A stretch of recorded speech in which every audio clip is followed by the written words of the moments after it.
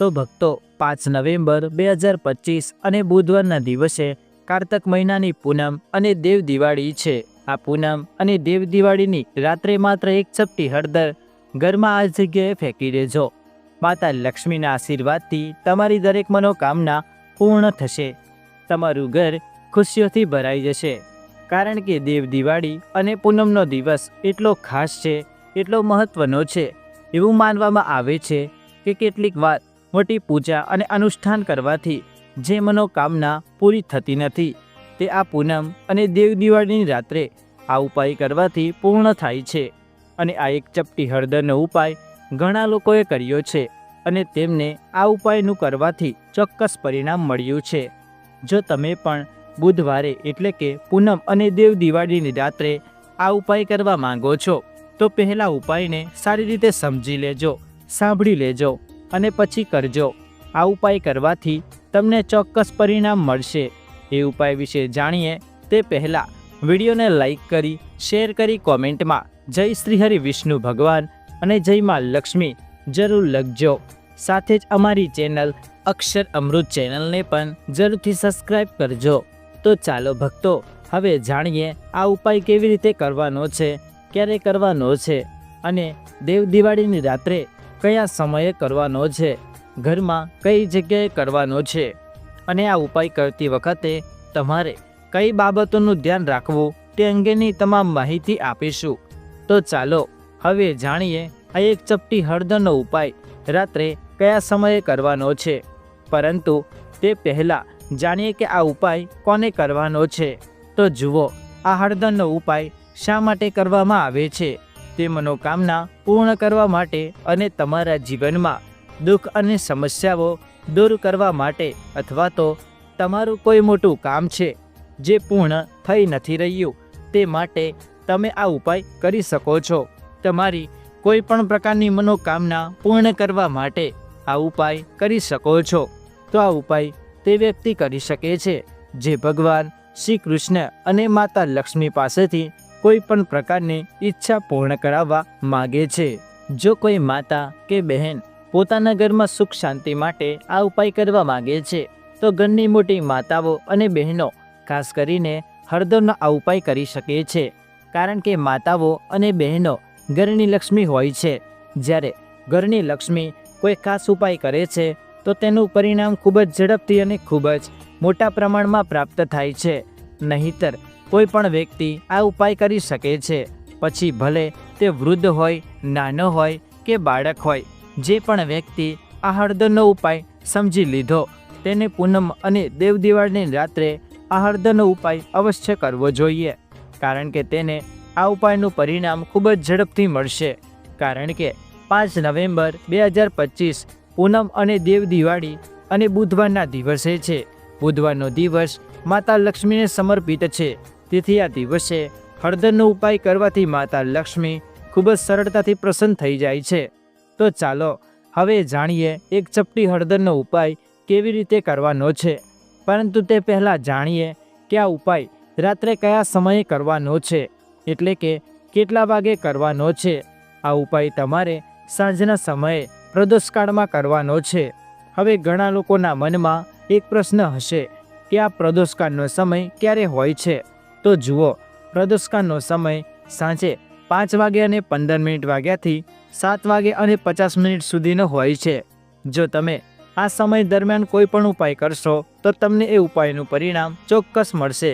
તેથી આ હળદરનો ઉપાય સાંજે 5 વાગે અને 15 વાગ્યાથી 7 વાગે અને 50 વાગ્યાની વચ્ચે કરી શકો છો। હજુ પણ ઘણા લોકોને એ પ્રશ્ન ચોક્કસ થયો હશે કે અમે નોકરીએ જઈએ છીએ, કામ માટે બહાર જઈએ છીએ, જેથી ઘરે આવવામાં મોડું થાય, તો હવે શું કરવું? તો જુઓ, એ લોકોએ પણ ચિંતા કરવાની કોઈ જરૂર નથી। જો તમે આ ઉપાય પ્રદોષકાળ દરમિયાન નથી કરી શકતા, તો તમને ઘરે આવવામાં મોડું થાય છે, તો સાંજે 7 વાગ્યા અને 50 વાગ્યા સુધી પહોંચી શકતા નથી, તો તમે આ ઉપાય રાત્રે 7 વાગે અને 50 વાગ્યાથી લઈને રાત્રે 12 વાગ્યા સુધીમાં કરી શકો છો। કારણ કે 5 નવેમ્બર 2025 પૂનમ અને દેવ દિવાળીનો સમય છે। આ કારતક મહિનાની પૂનમ અને દેવ દિવાળીની રાત્રે ખૂબ જ મહત્વપૂર્ણ છે અને આ દિવસે ચંદ્ર તેના સંપૂર્ણ 17 કળાઓ સાથે અવતરિત થાય છે અને ચંદ્રના કિરણો અમૃત વરસાવે છે. અને આવો દિવસ આખા વર્ષમાં માત્ર એક જ વખત આવે છે. જેથી પણ તમને સમય મળે ત્યારે તમે આ ઉપાય કરી શકો છો. પૂનમના દિવસે આ ઉપાય સમય મર્યાદામાં કરવાનો પ્રયાસ કરો. પરંતુ જો કોઈ કારણસર તમે તે કરી શકતા નથી તો તમે તેને મોડું પણ કરી શકો છો. તેમાં કોઈ સમસ્યા નથી. તમને તમારા ઉપાયના પરિણામો ચોક્કસપણે મળશે.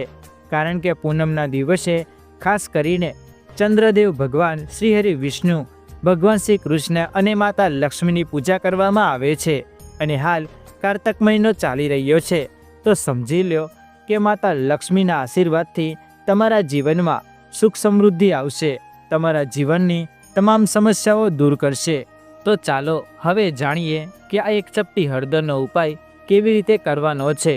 આ ઉપાય કરવા માટે સૌથી પહેલાં તમારે હળદર લેવાની છે જે શ્રી હરિ વિષ્ણુ સાથે જોડાયેલી છે અને ગુરુ ગ્રહ સાથે જોડાયેલી છે. તમારી કુંડળીમાં ગુરુ ગ્રહને મજબૂત બનાવે છે, સુખ અને સૌભાગ્યમાં આકર્ષિત કરે છે અને સુખ સમૃદ્ધિમાં વધારો કરે છે. તેથી તમારે એક ચપટી હળદર લેવાની છે. તો જુઓ, જ્યારે પણ તમે કોઈ હળદરનો ઉપાય કરો છો ત્યારે તમે સીધા જ શ્રી હરિ વિષ્ણુને પ્રસન્ન કરો છો. જ્યારે માતા તુલસી દેવી લક્ષ્મીનું સ્વરૂપ છે. તમે બધા જાણો છો કે તુલસીનો છોડ શ્રી હરિ વિષ્ણુ અને શ્રી કૃષ્ણને સૌથી વધુ પ્રિય છે. શ્રી હરિ વિષ્ણુ ભગવાન તુલસી માતા વિના અધૂરા છે અને માતા તુલસી વિના શ્રી હરિ વિષ્ણુ ભગવાન અધૂરા છે. હવે તમારે આ હળદરને જે કુંડામાં તુલસીનો છોડ વાવેલો હોય તેમાં ધીમે ધીમે હળદર નાખવાની છે અને ઓમ નમો ભગવતે વાસુદેવાય નમઃ મંત્રનો જાપ કરવાનો છે. ઓમ નમો ભગવતે વાસુદેવાય મંત્રનો જાપ ઓછામાં ઓછો 11 વખત કરવાનો છે. આ મંત્રનો જાપ કરતા રહો અને તુલસીના છોડમાં આખા કુંડામાં હળદરનો છંટકાવ કરો. તો જુઓ, જે વ્યક્તિ પૂનમ અને દેવ દિવાળી પર આ ઉપાય કરે છે તો સમજી લો કે 7 પેઢી નિર્ધરતા અને દરિદ્રતા દૂર થાય છે. કારણ કે હળદર સામાન્ય નથી. તમે જોયું જ હશે કે આપણે જે પણ લગ્ન કે કંઈ પણ શુભ કાર્ય કરીએ છીએ તેમાં હળદર જરૂર લઈએ છીએ. જ્યારે આપણે ગૃહ પ્રવેશ કરીએ છીએ ત્યારે પણ આપણે હળદરનું વાસ્તવિક બનાવીએ છીએ. કોઈ પણ સારું કામ કરીએ છીએ ત્યારે તેમાં હળદરનો ઉપયોગ થાય છે. હળદર તમામ ગુરુ ગ્રહને મજબૂત બનાવે છે. પૂનમ અને દેવ દિવાળીના દિવસે આ ખૂબ જ સારો ઉપાય છે. તેથી આ ઉપાય કરવાથી ભગવાન શ્રી હરિ વિષ્ણુ તમારાથી પ્રસન્ન થાય છે. તમારી આર્થિક સમસ્યાઓ દૂર થાય છે. જે લોકો કહે છે કે મારા જીવનમાં ખૂબ જ ગરીબી અને નિર્ધરતા આવી ગઈ છે, પૈસા ઘરમાં આવે છે પણ લાંબો સમય ટકતા નથી, નકામા ખર્ચ વધી ગયા છે, તો આ ઉપાય કરવાથી તમારા જીવનમાં આ બધી સમસ્યાઓ સંપૂર્ણપણે દૂર થઈ જશે. એટલા માટે તમારે આ ઉપાય અવશ્ય કરવો જોઈએ. હવે પછીના ઉપાય વિશે જાણીએ તે પહેલાં કોમેન્ટમાં જય માં લક્ષ્મી જરૂર લખજો. સાથે જ આ વિડીયોને લાઈક કરજો. અક્ષર અમૃત ચેનલને પણ જરૂરથી સબસ્ક્રાઈબ કરજો. તો ચાલો હવે પછીના ઉપાય વિશે વાત કરીએ જે મુખ્ય દરવાજા સાથે જોડાયેલા છે અને આ સ્થિર ઉપાય લક્ષ્મીના નિવાસ માટે છે. આ ઉપાય કરવા માટે તમારે હળદર લેવાની છે. શ્રી હરિ વિષ્ણુ સાથે જોડાયેલી છે. અહીં તમારે દળેલી હળદર લેવાની છે અને તમારે થોડું પાણી નાખીને તેને અડધી જાડાઈની પેસ્ટ બનાવવાની છે. હવે તમારે આ હળદરથી તમારા ઘરમાં વાસ્તવિક એટલે કે સાથીઓ બનાવવાનો છે. કેટલા વાસ્તવિક બનાવવાના છે? ઘરમાં તમે જે જગ્યાએ પૈસા રાખો છો તે જગ્યાએ એક વાસ્તવિક બનાવવાનો છે. જ્યાં પણ તમે પૈસા રાખો છો ત્યાં તેના પર હળદરથી લગાવીને વાસ્તવિક બનાવવાનો છે. બીજો વાસ્તવિક બનાવવાનો છે. બીજો વાસ્તવિક ઘરના મંદિરમાં બનાવવાનો છે. હવે પછીના 2 વાસ્તવિક ઘરના મુખ્ય દરવાજાની બહાર બનાવવાના છે. આમ કુલ 4 વાસ્તવિક બનાવવાના છે. મુખ્ય પ્રવેશની બહાર જ 2 વાસ્તવિક, એક જગ્યાએ તમે પૈસા રાખો છો ત્યાં અને એક ઘરના મંદિરમાં બનાવવાનો છે. આમ કુલ 4 વાસ્તવિક બનાવવાના છે. પૂનમ અને દેવ દિવાળીના દિવસે આ ઉપાય કરવાથી ઘરમાં માતા લક્ષ્મીનો વાસ હંમેશા રહે છે. કારણ કે હળદરનો સંબંધ શ્રી હરિ વિષ્ણુ સાથે છે અને મહાલક્ષ્મી ત્યાં હંમેશા હોય છે. જ્યાં શ્રીહરિ વિષ્ણુનો વાસ હોય છે. હવે વાત કરીએ, જો તમે તમારા ઘરના મંદિરમાં વાસ્તવિક બનાવો છો તો તમારા ઘરમાં જે ઉર્જા વહે છે, આખા ઘરમાં ઉર્જા ફેલાય છે, તો તમારા ઘરમાં સકારાત્મક ઉર્જા વધે છે. જ્યારે તમે તમારા ઘરના મંદિરમાં હળદરથી વાસ્તવિક બનાવો છો, નકારાત્મક શક્તિઓ, નકારાત્મક ઉર્જા જેવી વસ્તુઓ તમારા ઘરમાંથી બિલકુલ રહેતી નથી. મુખ્ય દરવાજો એટલો ઉત્તમ હોય છે કે મુખ્ય દરવાજેથી માતા લક્ષ્મીની પહેલી નજર તમારા મુખ્ય દરવાજા પર પડે છે. અને જો મુખ્ય દરવાજા પર હળદરનો વાસ્તવિક કરો છો તો માતા લક્ષ્મી તેને જોતાં જ પ્રસન્ન થઈ જાય છે, કારણ કે તે શ્રીહરિ વિષ્ણુનું પ્રતીક છે, દેવી લક્ષ્મી સાથે જોડાયેલું છે. વ્યક્તિ તેના ઘરના મુખ્ય દરવાજા પર એટલે કે મુખ્ય દ્વાર પર હળદરનું વાસ્તવિક બનાવે છે, તેને સમજી લેવું જોઈએ કે દેવી લક્ષ્મી તેના ઘરમાં વાસ કરે છે અને તમારા ઘરમાં હંમેશા દેવી લક્ષ્મીનો વાસ રહેશે. આ હળદરના વાસ્તવિકનો ઉપાય પૂનમ અને દેવ દિવાળીના દિવસે ખૂબ જ સારો છે. તો ચાલો હવે પછીના ઉપાય વિશે જાણીએ. આ ઉપાય કરવાથી જો તમારી કોઈ પણ ઈચ્છા, કોઈ મનોકામના છે હજી સુધી અધૂરી છે, પૂર્ણ થઈ નથી રહી, તો તમારે આ ઉપાય અવશ્ય કરવો જોઈએ. તમે બધા જાણો જ છો કે તુલસીના પાન શ્રીહરિ વિષ્ણુ અને શ્રી કૃષ્ણને સૌથી વધુ પ્રિય છે. ભગવાન શ્રીહરિ વિષ્ણુ માતા તુલસી વિના અધૂરા છે અને તુલસી માતા ભગવાન વિષ્ણુ વિના અધૂરા છે. હવે શ્રીહરિ વિષ્ણુને પ્રસન્ન કરીને તમારી મનોકામના પૂર્ણ કરી શકો છો, કારણ કે જો શ્રીહરિ વિષ્ણુ ભગવાન પ્રસન્ન થશે તો તમારી દરેક મનોકામના પૂર્ણ કરશે. હવે તમારે 5 તુલસીના પાન લેવાના છે. તમારે આ 5 તુલસીના પાન શ્રીહરિ વિષ્ણુને અર્પણ કરવાના છે. તમારા ઘરના મંદિરમાં આ કરવું તમારા માટે વધુ સારું રહેશે. તમારા ઘરમાં શ્રીહરિ વિષ્ણુની મૂર્તિ કે શ્રી કૃષ્ણની મૂર્તિ સામે આ 5 તુલસીના પાન અર્પણ કરવાના છે. હવે તેની સાથે ગોળ વાટનો દેશી ઘીનો દીવો પ્રગટાવો અને ઓમ નમો ભગવતે વાસુદેવાય નમઃ આ મંત્રનો 11 વાર જાપ કરવાનો છે. અને પછી તમારે શ્રીહરિ વિષ્ણુને પ્રાર્થના કરવાની છે કે તમારી જે પણ ઈચ્છા હોય તે કહેવાની છે.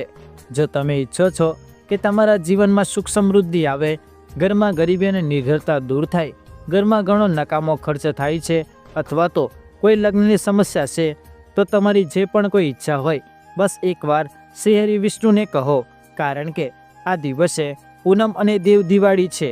આ દિવસે એટલો શુભ છે કે તમે શ્રીહરિ વિષ્ણુ પાસેથી જે પણ માગો છો તે ખૂબ જ જલ્દી તમારી મનોકામના પૂર્ણ કરશે. પૂનમના દિવસે તુલસીના પાન ન તોડવા જોઈએ, તેને પહેલેથી જ તોડીને રાખવા જોઈએ. તો ચાલો હવે પછીના ઉપાય વિશે વાત કરીએ. જો તમારા જીવનમાં આર્થિક સંકટની સમસ્યા છે, સખત મહેનત કર્યા પછી પણ એ મહેનતનું ફળ મળતું નથી, તો પૂનમની રાત્રે સૂતા પહેલાં તમારે આ ચમત્કારી દીવાનો ઉપાય અવશ્ય કરવો જોઈએ. જુઓ, દીવો આપણા ઘરની બધી નકારાત્મક શક્તિઓને બહાર કાઢે છે. તમને આ ઉપાય વર્ષમાં માત્ર એક જ વાર કરવાનો છે, મોકો મળે છે, અને આ ઉપાય પૂનમ અને દેવ દિવાળીના દિવસે કરવામાં આવે છે. તો આ ઉપાય કરવા માટે તુલસીજીની સૂકી ડાળી લેવાની છે. જો તમારી પાસે જૂની તુલસીની લાકડી હોય તો પણ તમે તેને લઈ શકો છો, અને જો તમારા ઘરમાં તુલસીની ડાળી સુકાઈ ગયેલી હોય તો તમે તેની ડાળીને તોડીને તેનો ઉપયોગ કરી શકો છો. પરંતુ તમારે એ વાતનું ધ્યાન રાખવું પડશે કે તમારે સૂર્યાસ્ત પહેલાં તુલસીની ડાળી તોડવી જોઈએ અને આ દિવસે લાકડી તોડવી નહીં. તો આ ઉપાય માટે સૌપ્રથમ તમારે માટીનો દીવો લેવો પડશે. જો તમે ઈચ્છો તો લોટનો દીવો પણ લઈ શકો છો, કારણ કે લોટનો દીવો તમામ દીવાઓમાં શ્રેષ્ઠ માનવામાં આવે છે. તમારે આ દીવાની અંદર શુદ્ધ ઘીનો ઉપયોગ કરવો પડશે અને દીવાની અંદર લીધેલી તુલસીજીનું લાકડું પણ રાખવું પડશે. જે આ તુલસીનું લાકડું છે, તમારે તેની ચારે બાજુ સારી રીતે ઘી લગાવવાનું છે. જો તમે આ ઉપાય કરો છો તો તે લાકડું ખૂબ જ ઝડપથી બળી જાય છે. તો તેના માટે આપણે એક કાર્ય કરવું પડશે. તમારે થોડુંક રૂ લેવાનું છે અને તમે લીધેલા તુલસીજીના લાકડાની આસપાસ તેને સારી રીતે લપેટી લ્યો. તુલસીજીની ડાળી પર રૂ વીંટ્યા પછી તમારે તેને ઘીમાં સંપૂર્ણ બોળી દેવાનું છે. હવે તમારે તેનો ઉપયોગ વાટ તરીકે કરવો પડશે. હવે તમારે આ દીવો ક્યાં પ્રગટાવવાનો છે? તમારે ભગવાન વિષ્ણુની સામે અથવા તો ભગવાન શ્રી રામની સામે અથવા તો ભગવાન શ્રી કૃષ્ણ જે પણ ભગવાન વિષ્ણુના અવતાર છે તેની સામે પ્રગટાવવાનો છે, અથવા તો તમે માતા તુલસીની સામે પણ આ દીવો પ્રગટાવી શકો છો. કોઈ તુલસીજીની લાકડીમાંથી આ દીપદાન કરે છે તો તેના જીવનમાં ક્યારેય કોઈ આર્થિક સમસ્યાનો સામનો કરવો પડતો નથી. એટલા માટે તમને વર્ષમાં માત્ર એક જ વાર આ સમય મળે છે. આ ઉપાય કરવાથી તમારી દરેક મનોકામના ચોક્કસપણે પૂર્ણ થશે. આ ઉપાય રાત્રે સૂતા પહેલાં અવશ્ય કરવો જોઈએ. તો ચાલો હવે જાણીએ બીજા ઉપાય વિશે, જે તમારે પૂનમ અને દેવ દિવાળીના પછીના દિવસે એટલે કે ગુરુવારે કરવાનો છે.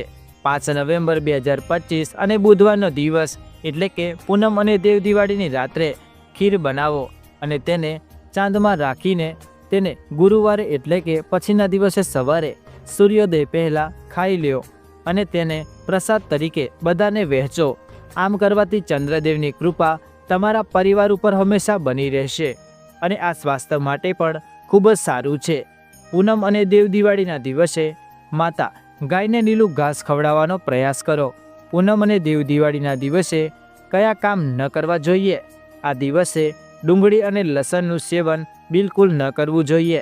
આ દિવસે તમારે તમારા ઘરના પહેલેથી જ સારી રીતે સાફ કરવું પડશે, કારણ કે આ દિવસે એટલે કે દેવ દિવાળી અને પૂનમની રાત્રે દેવી લક્ષ્મી પૂજા માટે ખૂબ જ શુભ હોય છે.